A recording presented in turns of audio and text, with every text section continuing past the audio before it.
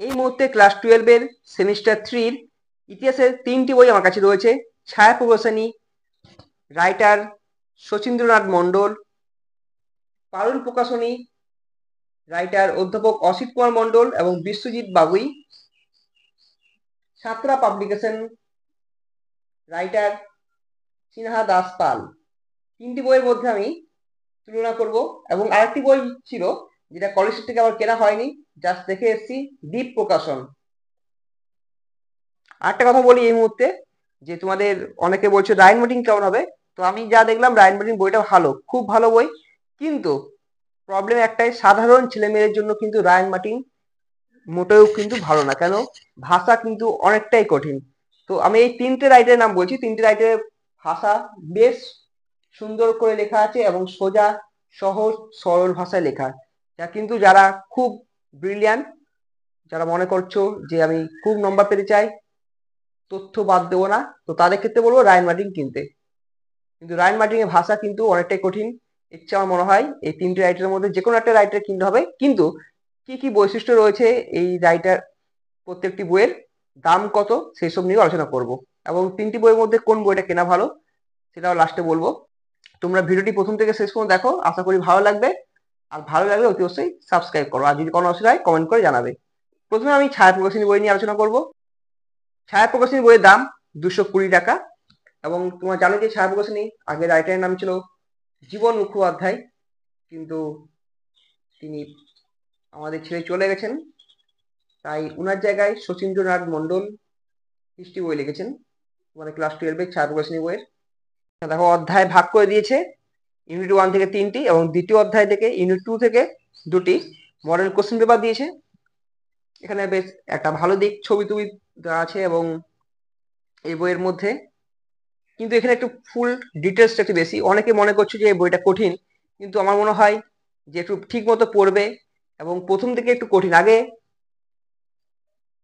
Direct মুখস্থ না করে আগে একটু বোঝো, কারণ এখানে বোঝার অনেক কিছু ব্যাপার আছে। সেক্ষেত্রে বলবো আগে ভালো করে বইটা বোঝো, বোঝার পরে পড়বে, কারণ এই বই কিন্তু প্রচুর ইনফরমেশন রয়েছে এবং ভালো করে লেখা আছে। আশা করি খুব একটা কঠিন নয়, সুন্দর সহজ সরল ভাষায় লেখা, সাধারণ ছেলে মেয়েদের জন্য খুব ভালো এটা।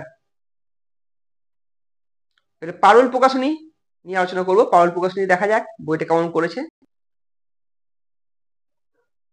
পারুল প্রকাশনী বইয়ের দামও 220 টাকা, যেটা উচ্চ মাধ্যমিক শিক্ষা সংসদ থেকে বলা হয়েছে।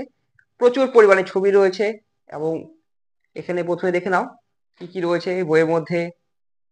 কোর্স স্টাডি কি কি রয়েছে ইংলিশে দেওয়া রয়েছে, কত নম্বর থাকবে না থাকবে সেটাও বলে দেওয়া আছে, এবং প্রজেক্ট কি রয়েছে উচ্চ মাধ্যমিকে সেটাও রয়েছে।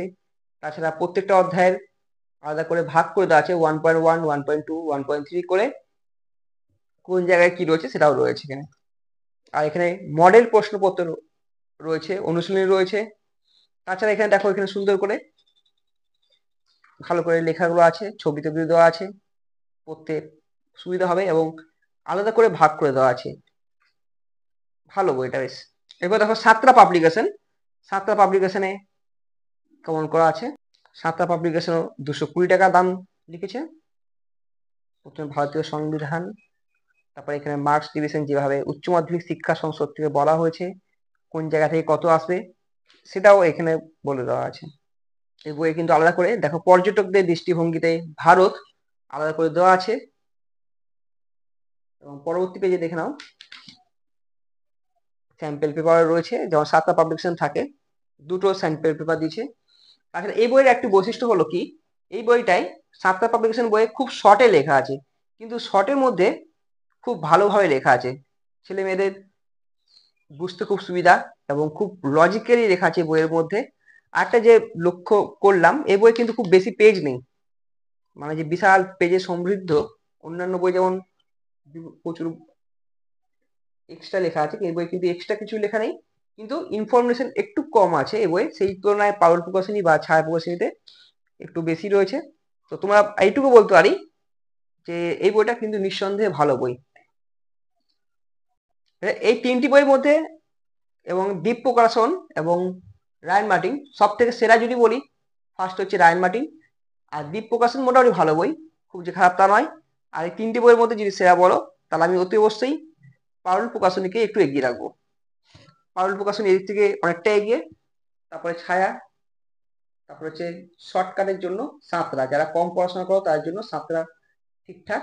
কিন্তু একটা বইয়ের উপর নির্ভর করলে হবে না, তোমরা চেষ্টা করবে যে তোমাদের স্যার বা ম্যামরা যে কোশ্চেন লেখাচ্ছে বা বিভিন্ন ইউটিউব চ্যানেল থেকে বা আমার চ্যানেল থেকে হোক, যেখান থেকে হোক তোমরা কালেকশন করবে। কারণ তোমার যেহেতু পুরোপুরি এমসিকিউ, তো এখানে কোনো বড় কোশ্চেন সিন নেই, ফলে তোমরা ওই কয়েকটা গুটি কয়েক কোশ্চেন পড়ে গেলে হবে না। মানে যতটা পারবে ইনফরমেশন নেওয়ার চেষ্টা করবে, যেগুলো তোমাদের খাতায় লেখা নেই, বইয়ে লেখা নেই, সেগুলো লিখে নেবে। যে কোনো একটা বই কিনতে পারো, কিন্তু যে কোনো একটা বই কিনে ওটাকে টেক্সট বই হিসেবে তোমরা ধরতে পারো। সাঁতরা কিনতে পারো, ছায়া কিনতে পারো, বা পারুলও কিনতে পারো। তিনটে বই কিন্তু ভালো, তিন দিক থেকে ভালো। ঠিক আছে, তো আমি বলবো যে যে কোনো একটা টেক্সট বই কেনো, কেনার পর ওটাকে ভালো করে পড়ো, পড়ার পরে অন্যান্য যে বই রয়েছে সেখান থেকে জাস্ট রিডিং পড়ো একবার, কিন্তু একটা পার্টিকুলার বইকে টেক্সট বই হিসেবে তোমাদেরকে মান্যতা দিতে হবে। ঠিক আছে, তাহলে এই ছিল আমাদের আলোচনা। দেখা হচ্ছে নেক্সট ভিডিও নতুন কিছু টপিক নিয়ে।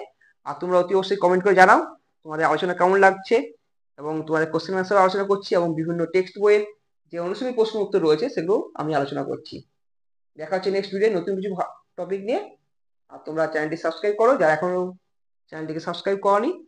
আর যদি কোনো অসুবিধা হয় তাহলে কমেন্ট করে জানাবে।